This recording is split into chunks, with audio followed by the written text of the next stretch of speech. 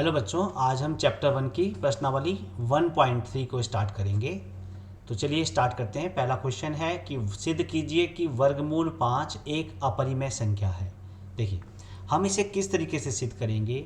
हमें प्रूव करना है कि यह अपरिमेय संख्या है, तो हम इसका बिल्कुल उल्टा मान लेंगे। इसे हम मान लेंगे क्या, परिमेय संख्या। ठीक।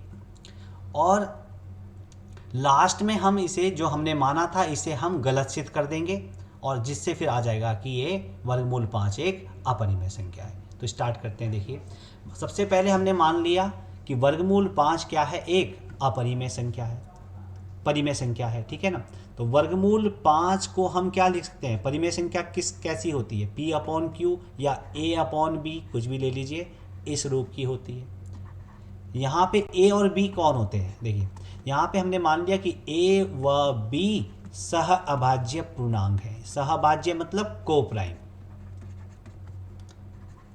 को प्राइम नंबर्स वो होते हैं, सह अभाज्य पूर्णांक वो होते हैं जिनमें केवल एक से ही, जो वन से ही डिवाइड होते हैं, यानी इनका उभयनिष्ठ गुणनखंड केवल एक होता है। जैसे देखिए 7/9, इन दोनों में देखो, इन दोनों का उभयनिष्ठ गुणनखंड कौन है, एक है, 1/7, और इसका कौन है 1/9। तो उभयनिष्ठ गुणनखंड कौन है इनका, एक है। ठीक है।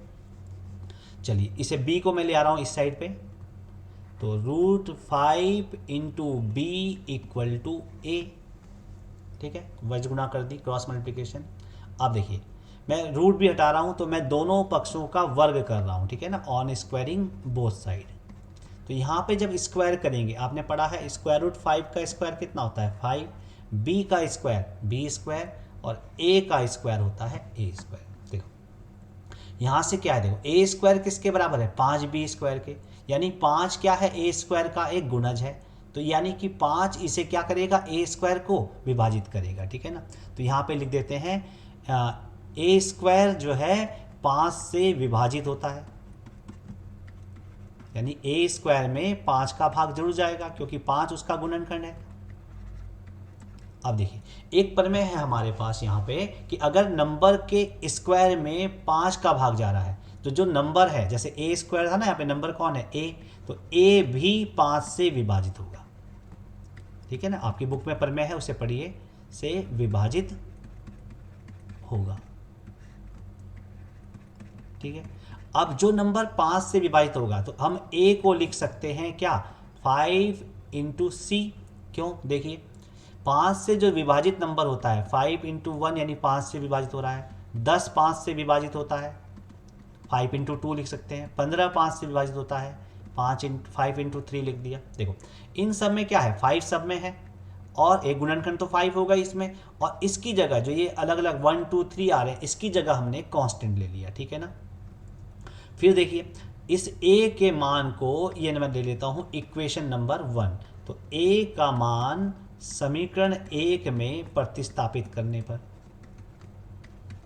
समीकरण 1 में प्रतिस्थापित करने पर,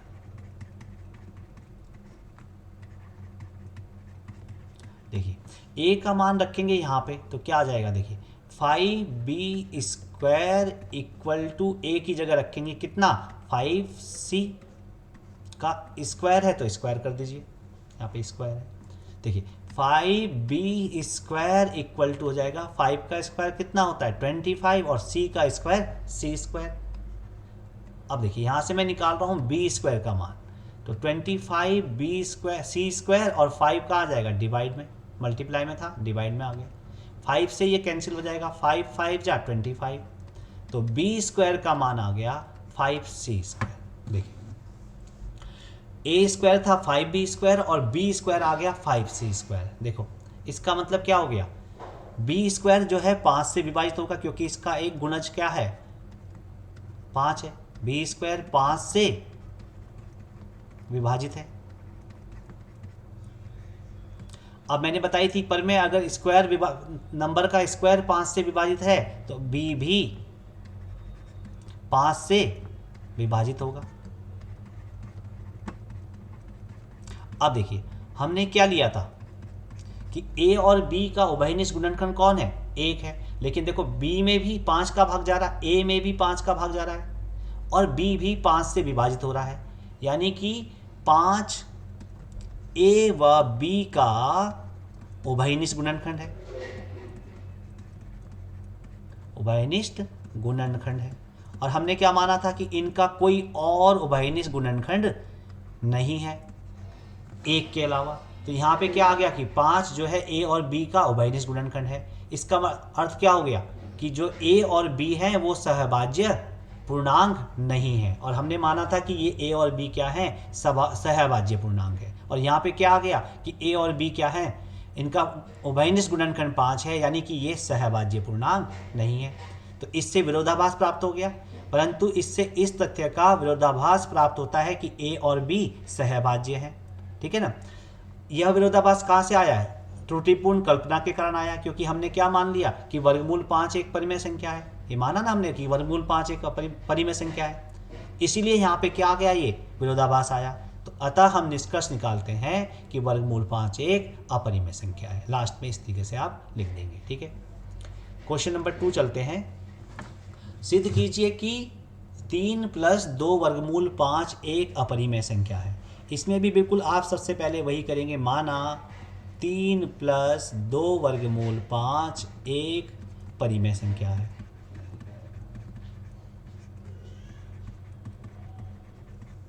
ठीक है।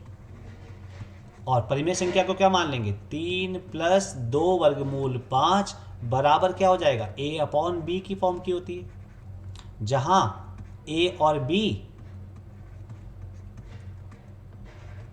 सहअभाज्य पूर्णांक है, सहअभाज्य पूर्णांक है।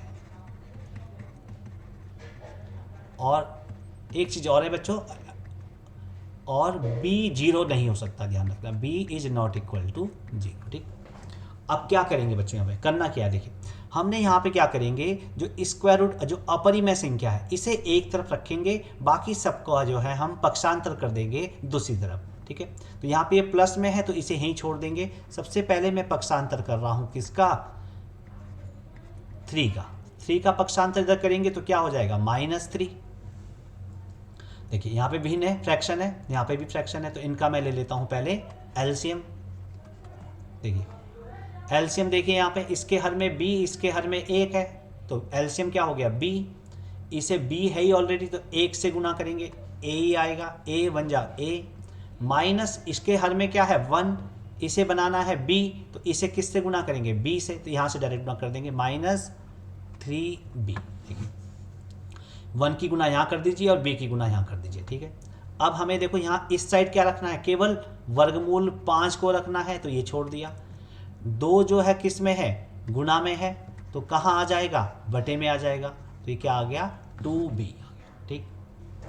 अब देखिए यहाँ पे देखिए a और b क्या है, पूर्णांक है, तो देखो पूर्णांक में से देखो a -3b, पूर्णांक को इसे 3 गुना -3 गुना 2 है, तो कितना आ जाएगा, -6, पूर्णांक ही आएगा भाई। -3 को b से गुना करेंगे, पूर्णांक में से मान लीजिए a की वैल्यू कुछ और है, 5 है मान लीजिए, तो 5 - 6 क्या आएगा, पूर्णांक आएगा। देखो पूर्णांक में यानी कि ये पूरा a -3b क्या आ गया, पूर्णांक। देखो b पूर्णांक है तो 2b, यानी अगर b की वैल्यू मान लीजिए 3 है तो 2 3 जा 6 क्या हो जाएगा, पूर्णांक। इसका मतलब अंश में भी पूर्णांक है और हर में भी पूर्णांक है। तो देखिए ये कैसी संख्या हो गई, परिमेय संख्या। देखिए a -3b/2b एक परिमेय संख्या है।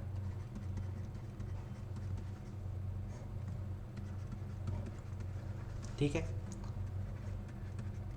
इसलिए देखो ये इसके बराबर है, अतः वर्गमूल 5 भी एक परिमेय संख्या होगी। क्यों, देखिए ये दोनों आपस में बराबर हैं,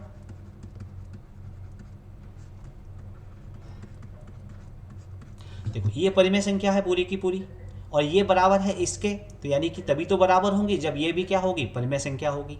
लेकिन ये क्या होती है, वर्गमूल 5 क्या होती है, वर्गमूल 5 होती है अपरिमेय संख्या। परंतु इससे इस तथ्य का विरोधाभास होता है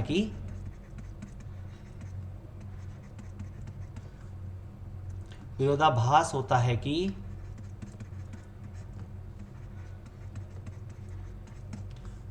वर्गमूल 5 एक अपरिमेय संख्या है। वर्गमूल 5 एक अपरिमेय संख्या है। तो ये विरोधाभास क्यों आया है? यह विरोधाभास जो हमने त्रुटिपूर्ण कल्पना की थी, कौन सी? हमारी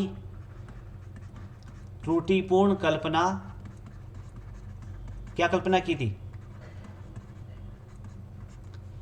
के कारण आया है, के कारण आया है। ठीक है, क्या कल्पना की थी कि 3 + 2 वर्गमूल 5 एक परिमेय संख्या है। 3 + 2 वर्गमूल 5 एक परिमेय संख्या है। यही तो हमने कल्पना की थी। और लास्ट में लिख देंगे कि अतः, एक लाइन नेक्स्ट टाइम में लिख देंगे, अतः हम निष्कर्ष निकालते हैं कि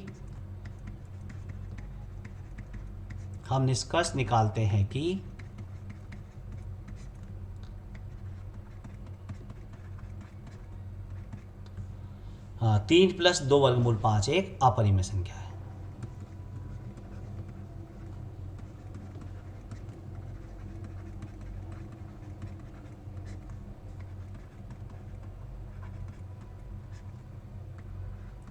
क्लियर बच्चों?